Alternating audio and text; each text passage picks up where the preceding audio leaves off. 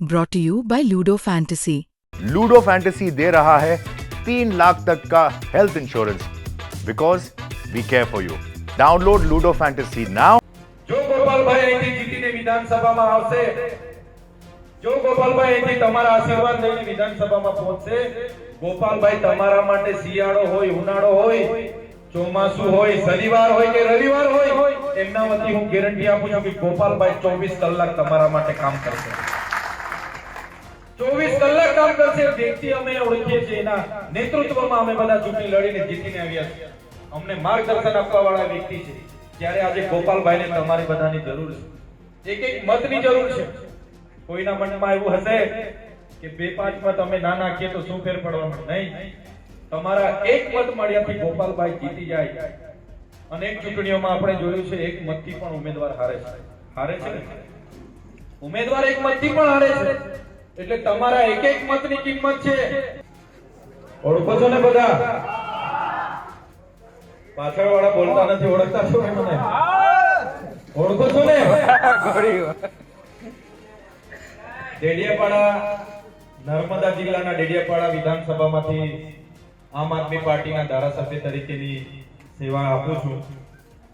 જે પ્રકારે 2022 ની વિધાનસભામાં તમે આમ આદમી પાર્ટી પર ભરોસો મૂકીને પોતે કોઈ પણ જાતના સ્વાર્થ વગર, કોઈ પણ જાતના લોભ લાલચમાં આવ્યા વગર આમ આદમી પાર્ટીની ઈમાનદાર કામગીરીની ભરોસા પર અહીંના ઉમેદવાર ભૂપતભાઈને ચૂંટીને વિધાનસભામાં મોકલ્યા। ત્યારે અમને બધાને એવું હતું કે હાલો કઈ વાંધો નહીં, ગુજરાતની જનતાએ 5 પાંડવોને વિધાનસભામાં મોકલ્યા છે। એક બાજુ 160 ધારાસભ્ય ભારતીય જનતા પાર્ટીના હતા, છતાં અમે વિચારતા હતા કે 5 પાંડવો રહીને ગુજરાતના જનતાને ન્યાય આપીશું। પણ દુઃખ સાથે કહેવું પડે છે, તમારો બધાનો વિશ્વાસઘાત કરીને તમે જે વિશ્વાસ મૂક્યો એ ઉમેદવારે પોતાના નિજી સ્વાર્થ, અંગત સ્વાર્થ ખાતર ભારતીય જનતા પાર્ટીમાં શરૂઆતથી જાઉં કરીને જતા રહ્યા। 3 દિવસમાં જ જતા રહેલા, પાછા વાળી લાવ્યા સમજાવીને, પણ જતા રહ્યા। એનું દુઃખ છે આપણને। કેમ કે આજે કામના દિવસો હોવા છતાં આ સમયે પેટા ચૂંટણી આવી છે। પેટા ચૂંટણીમાં તમે બધા જોવો છો કે લોકશાહી છે એટલે બધી જ પક્ષ પાર્ટીઓ લડે, પણ જે જવાબદારી તમે હોપી હતી કે ભાઈ તમે ધારાસભ્ય બનીને જાઓ, 5 વર્ષ સુધી તમારે વિસાવદર, ભેસાણ અને જૂનાગઢની જનતાનો અવાજ બનવાનો છે। ત્યારે એ ભાઈને એવું તો શું થયું કે એમણે ધારાસભ્ય તરીકે રાજીનામું આપીને ઘરે બેસી જવું પડ્યું? સાથીઓ તમે જુઓ, અમે ચૂંટાયા છે। આજે એક તરફી આખું શાસન હોય, 30 વર્ષથી શાસન કરતા ભારતીય જનતા પાર્ટીના 165 ધારાસભ્ય વિધાનસભામાં બેસતા હોય, એક પણ ધારાસભ્ય જ્યારે ગુજરાતનો ખેડૂત ખાતર માટે લડતો હોય એના માટે એક પણ ધારાસભ્ય બોલવા તૈયાર નથી। જ્યારે ગુજરાતનો ખેડૂત પોતાની રીસર્વે થયું હોય, એમાં થયેલા અન્યાય માટે લડતો હોય કે ભાઈ મારા સેડાપાડા બીજાના ખાતામાં જાય છે, મારા સેડાપાડા બીજાના નકશામાં બોલે છે, એના માટે એક પણ ધારાસભ્ય 165 માંથી બોલવા તૈયાર નથી। ત્યારે આ વિસ્તારમાં અતિશય વરસાદ થયો, અતિવૃષ્ટિ થઈ, સરકારે વાયદા કર્યા કે નુકસાની આપીશું, પાક વળતર આપીશું, છતાં ખેડૂતને કંઈ મળ્યું નહીં। ત્યારે પણ એક પણ ધારાસભ્ય શાસક પક્ષનો બોલવા માટે તૈયાર ન થયો। ત્યારે આમ આદમી પાર્ટીના ધારાસભ્ય તરીકે અમે હેમંતભાઈ ખવા હોય, હું પોતે હોય, સુધીરભાઈ વાઘાણી હોય, અમે બધાએ અવાજ ઉઠાવ્યો। એક વિપક્ષની ભૂમિકામાં અમે ભાગ ભજવ્યો। જે કામ આ વિસ્તારના ધારાસભ્ય કરવાનું હતું તે કરવાની જગ્યાએ એમની સાથે ઘોડામાં જઈને બેસી ગઈ। ત્યારે સાથીઓ આ સમય એ થયેલી તમારી વિશ્વાસઘાતનો બદલો તમારે લેવાનો છે। અને જે પાર્ટીએ પોતા પર બહુમત હોવા છતાં, 160 ધારાસભ્ય હોવા છતાં કોંગ્રેસ અને આમ આદમી પાર્ટીના ધારાસભ્યને તોડવાનું કામ કર્યું છે, એમને પરચો આપવા માટેનો આ સમય છે।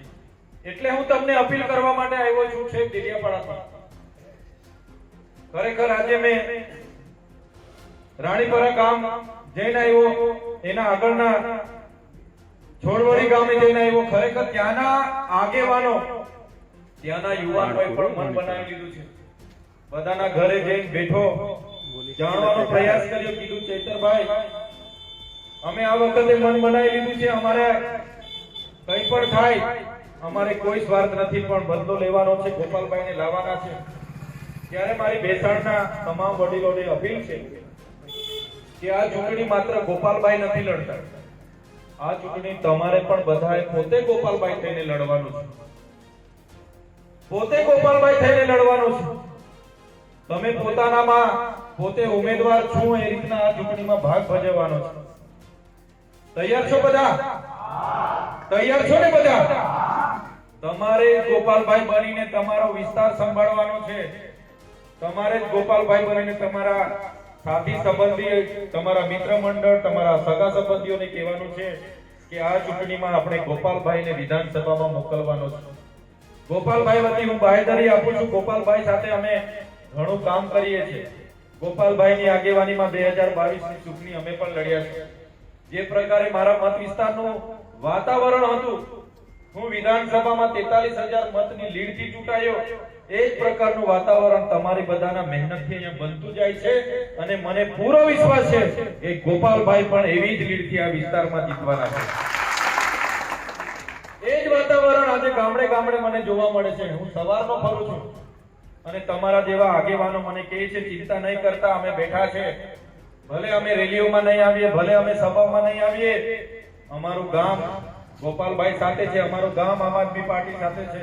બધી જ વિસ્તારોમાંથી આવો આવકાર મળે છે, બધા જ આશીર્વાદ આપવાના છે. તો તમને પણ હું વિનંતી કરું છું કે ગોપાલભાઈની આ ચૂંટણીમાં તમારે બધાએ ગોપાલભાઈ બનીને મહેનત કરવાની છે. સાથીઓ, તમે બધું જોયું હશે, આજે સરકારી કચેરીઓમાં આખી લાઈનો પડી છે. આજે આપણે ખાતર લેવા જવાનું હોય, લાઈનો પડી છે. પૂરતો ખાતર નથી મળતો. 30 વર્ષથી સરકાર છે. આજે પાક વીમાની વાત આવે તો કંપનીઓ એમની એજન્સીઓના લાગતા વળગતાઓની એજન્સીઓ આજે કમાય છે. આજે કોઈ પણ યોજનાની વાત આવે, આપણી પાસે થેલો ભરીને પુરાવા માંગવામાં આવે છે. આ સિસ્ટમ સામેની લડાઈ છે.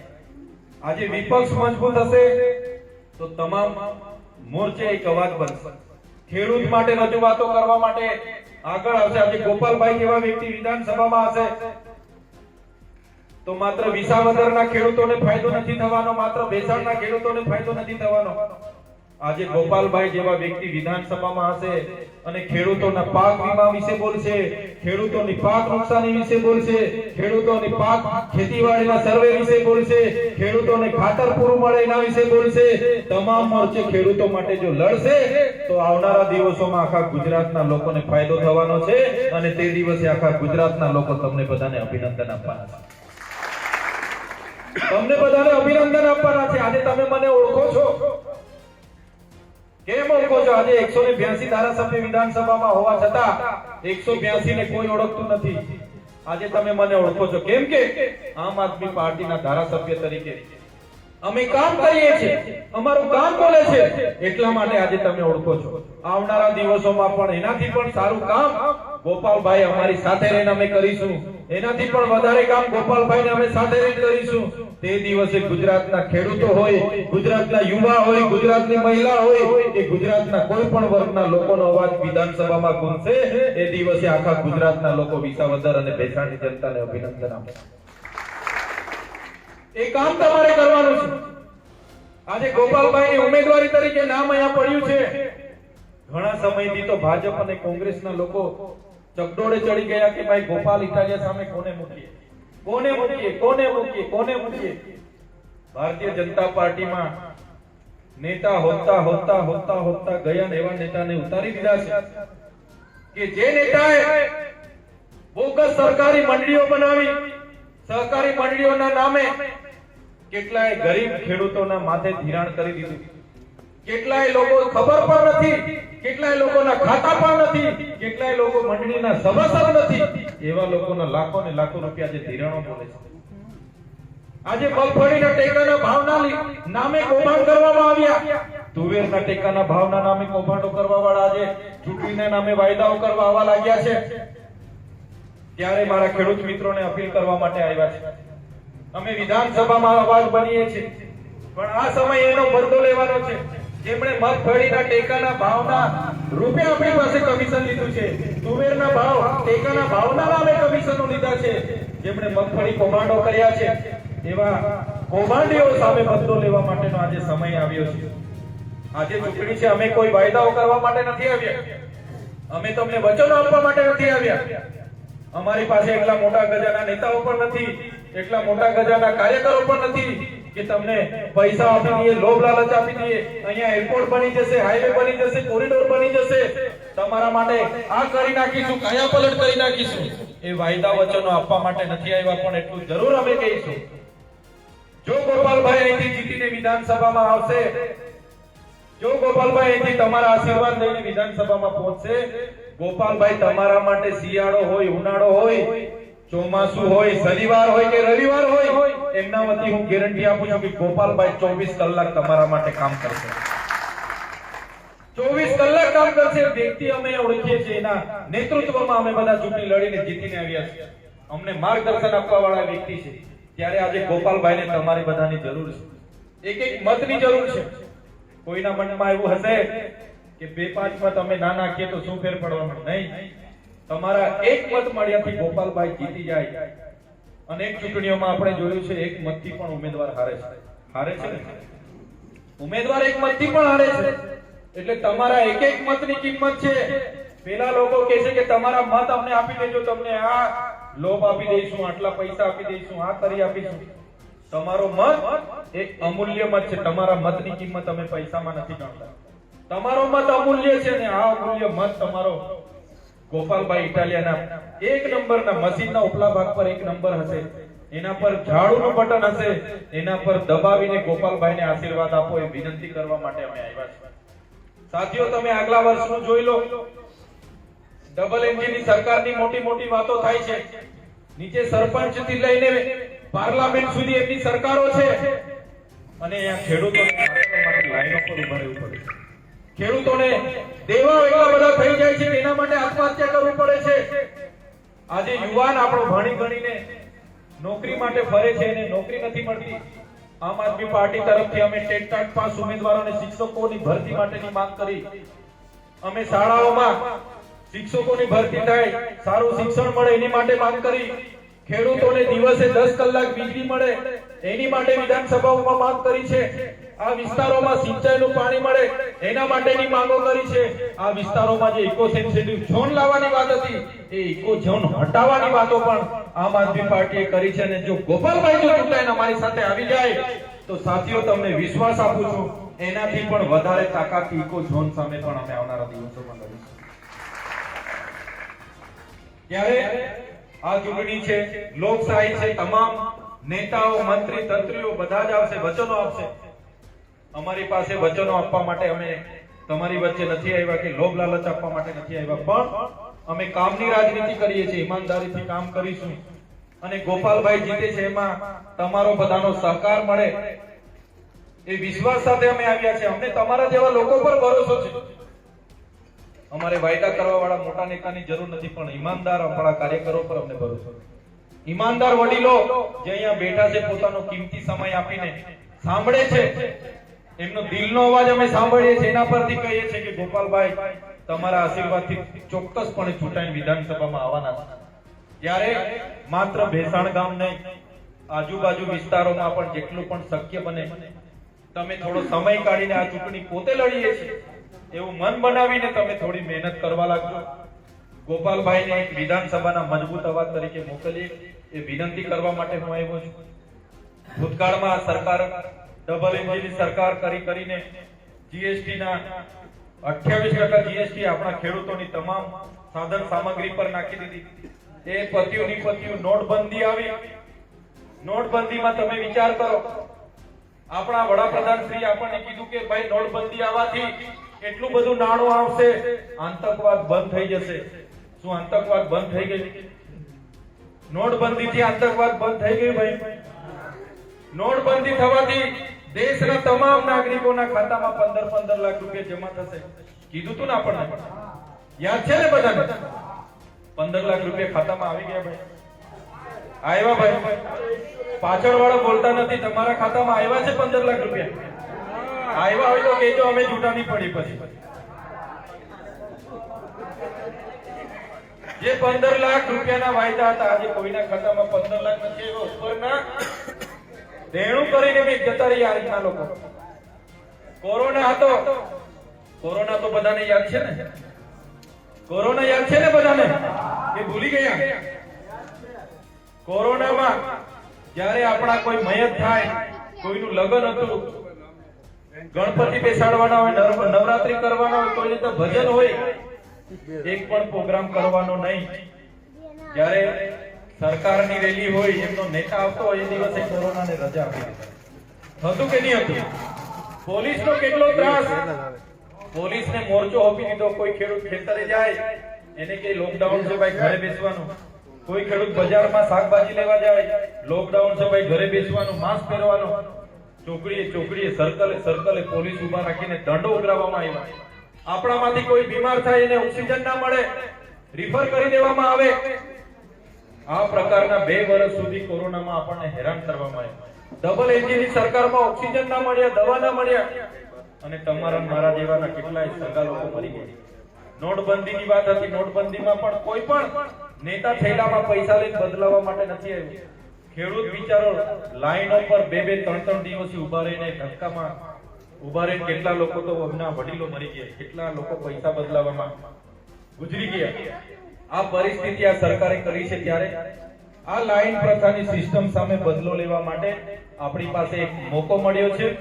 આ ચૂંટણીમાં ખૂબ મોટા નેતાઓ અહીંયા આવવાના છે, મોટા વાયદાઓ પણ કરવાના છે. જે પ્રકારે હમણાં 2 દિવસ પહેલા ઉમેદવાર છે તમારા ભારતીય જનતા પાર્ટીના, એમણે કીધું હું 800 દિવસમાં વિસાવદર વિધાનસભાને પેરિસ બનાવી દઈશ. કીધું કે નહીં કીધું? હવે પેરિસ જવું હોય એટલે બીજા લોકોએ વિઝા લેવા પડે. તમારે ત્યાં કોઈ મહેમાન આવવું હોય તો પેરિસ હોય, અને પેરિસ બનાવવાની વાત હતી. પેરિસ બનાવે એટલે પછી તમારા સગા સંબંધીઓને મહેમાન આવવું હોય તો વિઝા બનાવીને આવવું પડે. હા, એટલે એમને કહેજો ભાઈ, અમારે પેરિસ નથી બનાવવું. બસ અમારા ખેડૂતના લેણા છે, માફ કરાવી દો. અમારા સહકારી બેંકના નામે, સહકારી મંડળીઓના નામે જે પણ કરોડોના કૌભાંડો થયા છે, ટેકાના ભાવના નામે કૌભાંડો થયા છે, ખાતરના નામે કૌભાંડો થયા છે, જમીન માપણીના નામે કૌભાંડો થયા છે, ડેરીના નામે કૌભાંડો થયા છે, એ કૌભાંડો બધા કરવાવાળા પર કાર્યવાહી કરાવી દો એટલે અમે શાંતિ. અમારે કોઈ પેરિસ ને લંડન અમારે બનાવવાનો નથી. ત્યારે આવા દિવસે તારા બતાવવાના વાયદાઓ કરશે, પણ એમાં કોઈ ગોળવાનું નથી. અને આમ આદમી પાર્ટીના આપણા ઉમેદવાર ગોપાલભાઈ ઇટાલિયાને જંગી બહુમતીથી જીતાવી, એ જ વિનંતી કરવા માટે તમારી વચ્ચે આવ્યા છે. અહીંની સભામાં મોટે ભાગના વડીલો છે, બુજુર્ગો છે, મારા કરતા પણ ઘણા અનુભવી લોકો છે. તમને સૌને જોઈને અમને વધારે બોલવાની ઈચ્છા થાય છે, પણ અમે તો નવા લોકો છે, હજુ રાજનીતિમાં પાપા પગલી પાડીએ છીએ, એટલે અમારે કોઈ વિશેષ ભાષણ કરવાનું નથી. મારા તમામ વડીલો, યુવાનો અને જે પણ અહીંયા ઉપસ્થિત થયા છો, તમામ વડીલો આજે અમારું સ્વાગત કર્યું, સન્માન કર્યું, અને અમને સાંભળવા માટે કોઈએ ખાધું નહીં ખાધું, પોતાની બાઈકો લઈને, પોતાની ગાડીઓ લઈને અહીંયા ઉપસ્થિત થયા છે. આજ તમારો સહકાર, આજ તમારા આશીર્વાદ ગોપાલભાઈને મળે, અને ગોપાલભાઈ માટે પોતે ઉમેદવાર થઈને તમે પણ થોડી મહેનત કરો અને વધુ ને વધુ મત પડે અને ગોપાલભાઈ વિધાનસભામાં આવે એવી સૌને અપીલ કરવા માટે આવ્યો છું. આજે સૌ ઉપસ્થિત થયા, અમને સાંભળ્યા, અમારું સ્વાગત કર્યું બદલ આ વિસ્તારમાં આવીને અમને ખરેખર અદ્ભુત આનંદ થયો છે. તમને બધાને મળીને ખૂબ આનંદિત અનુભવીએ છીએ. આવો જ તમારો સહકાર, આશીર્વાદ આપતા રહેજો, એ જ વિનંતી સાથે વિરમું છું. ભારત માતા કી. ધન્યવાદ.